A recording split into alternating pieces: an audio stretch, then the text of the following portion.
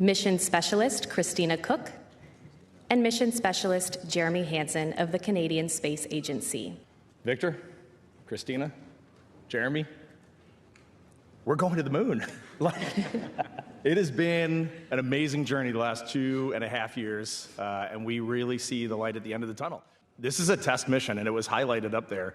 I know this week NASA has said that we're going to open the launch window in early February, and we just do not anchor on dates. We are going to launch when this vehicle is ready, when this team is ready, and we are going to go execute this mission to the best of our abilities. When we get off the planet, we might come right back home. We might spend 3 or 4 days around Earth. We might go to the moon. That's where we want to go, but it is a test mission, and we are ready for every scenario as we ride this amazing space launch system in the Orion spacecraft. 250,000 miles away. It's going to be amazing. A couple months ago, we thought as a crew, we need to name this spacecraft. We need to have a name for the Orion spacecraft that we're going to ride this magical mission on. And so we got the 4 of us together, and our backups, Jenny Gibbons from the Canadian Space Agency and Andre Douglas from NASA, and we went over to the quarantine facility here, and we basically locked ourselves in there until we came up with a name. And it was amazing. We started with like a lot of names. I mean, there were names that I loved. There were names that Christina loved. We all had our little pet names. And as we worked our way through this, we went big to small, which this crew does so well. And we started with the NASA core values. And then we looked at the Canadian Space Agency core values. And then we talked about what matters to us most in our core values.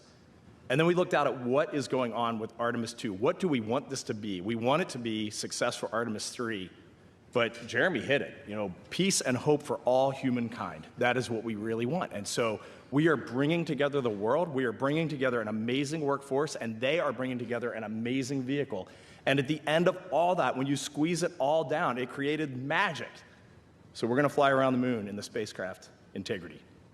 The thing I love about the moon is that it's not just a beacon for exploration and this platform of possibilities for incredible missions like this, but it has benefits. That's actually why we're racing towards it. Those benefits are really, really wide in nature. You have everything from innovation, technology development, not only for future missions going deeper into the solar system and every technology that it enables those, but technologies that come back to Earth. You have industry benefits. We are going with commercial partners, and we are stronger with a strong aerospace industry doing manufacturing here in the country and building up that expertise that actually has a wide range of applications throughout our industrial world. But then, of course, there's the big hitter, the lunar geology, which is actually just another way of saying solar system formation science, learning, gaining knowledge about how these planetary systems evolve around a sun, around an energy source. We can take that information and we can apply it to other solar systems all around the universe. Our closest approach to the moon is actually going to be scheduled. We get to take 3 full hours and devote it to nothing other than observing the lunar surface. And depending on the time that we launch, depending on the illumination of the far side of the moon, we hope it's not the dark side. We hope it's the lit far side, because that could mean that we could see parts of the moon that never have had human eyes lay upon them before.